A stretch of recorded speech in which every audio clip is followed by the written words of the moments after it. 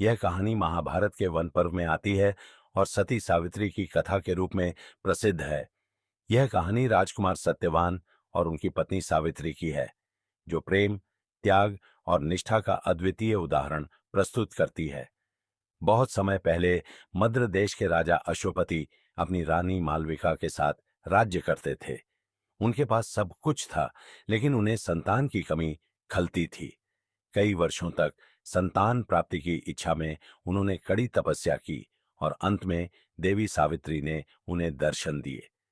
देवी ने वरदान दिया कि राजा को एक सुंदर और गुणवान पुत्री प्राप्त होगी, जिसका नाम भी सावित्री होगा।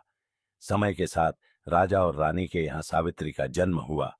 सावित्री का नाम देवी के नाम पर ही रखा गया और वह बड़ी होकर अत्यंत सुंदर, बुद्धिमान और धर्मपरायण हुई। जब सावित्री विवाह योग्य हुई तो राजा अश्वपति ने सोचा कि वह किसी योग्य राजकुमार से उसका विवाह करवा देंगे।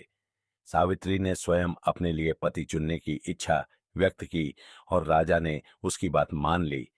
सावित्री ने विभिन्न राज्यों की यात्रा की और अंत में एक वन में राजकुमार सत्यवान को देखा, जो अपने माता पिता के साथ वहां निवास कर रहे थे।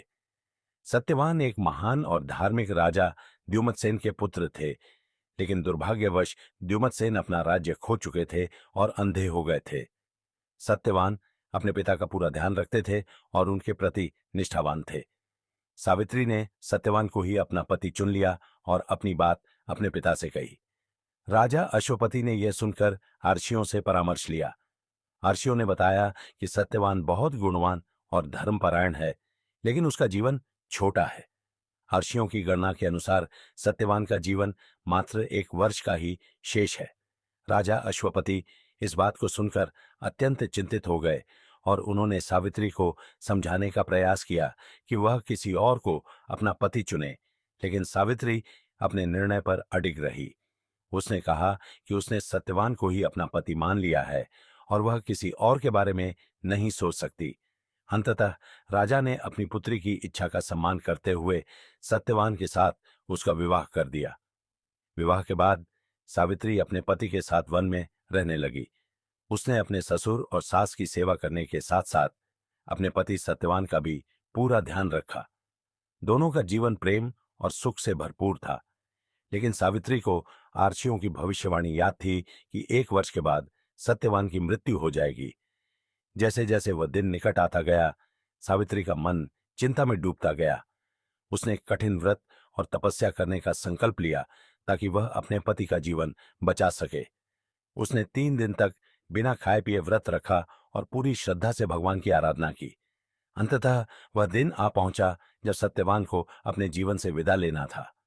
उस दिन सत्यवान अपने नियमित कार्य के लिए जंगल में लकड़ी काटने गया। सावित्री भी उसके साथ गई। जब सत्यवान पेड़ काट रहा था, तभी अचानक उसे चक्कर आ गया और वह मूर्छित होकर जमीन पर गिर पड़ा। सावित्री ने उसे अपनी गोद में लिया और उसकी आंखों में उदासी देखी। उसी समय यमराज वहां प्रकट हुए और सत्यवान के प्राण लेने आए। सावित्री ने यमराज को देख लिया और अपने पति का प्राण बचाने की विनती करने लगी।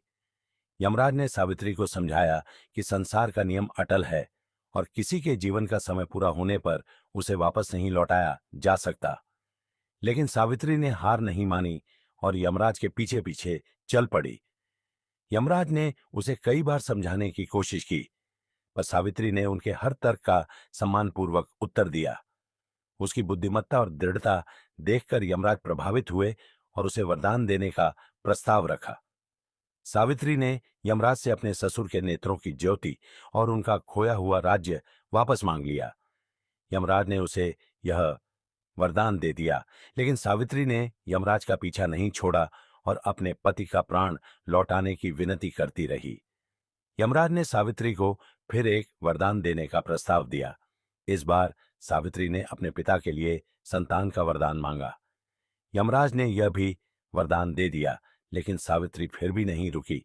आखिरकार यमराज ने सावित्री की निष्ठा और साहस से प्रभावित होकर उसे एक और वरदान देने की अनुमति दी। इस बार सावित्री ने बुद्धिमानी से यमराज से यह वरदान मांगा कि वह सत्यवान से संतानों की मां बने यमराज ने यह वरदान दे दिया, लेकिन बाद में महसूस किया कि सत्यवान के बिना सावित्री का यह वरदान पूर्ण नहीं हो सकता। उन्होंने सावित्री की चतुराई को स्वीकार किया और सत्यवान के प्राण वापस लौटाने का निर्णय लिया। सत्यवान के प्राण लौटते ही वह पुनः जीवित हो उठा। सावित्री का तप और उसकी निष्ठा ने सत्यवान को मृत्यु के मुख से निकाल लिया था। इसके बाद यमराज ने आशीर्वाद देकर उन्हें छोड़ दिया। सावित्री और सत्यवान खुशी खुशी अपने घर लौट आए। राजा द्युमत्सेन ने अपनी नेत्र ज्योति पुनः प्राप्त की और अपना राज्य वापस प्राप्त किया। सावित्री की निष्ठा, त्याग और साहस की यह कहानी आज भी भारतीय संस्कृति में स्त्रियों के आदर्श के रूप में पूजी जाती है। कथा का संदेश सावित्री और सत्यवान की यह कथा यह सिखाती है कि सच्चे प्रेम और निष्ठा में अद्भुत शक्ति होती है। सावित्री का साहस, उसकी अडिग निष्ठा और उसकी बुद्धिमानी ने असंभव को संभव कर दिखाया। यह कहानी न केवल नारी शक्ति का आदर्श रूप है, बल्कि यह जीवन में दृढ़ संकल्प और सच्चे प्रेम की महत्ता को भी उजागर करती है।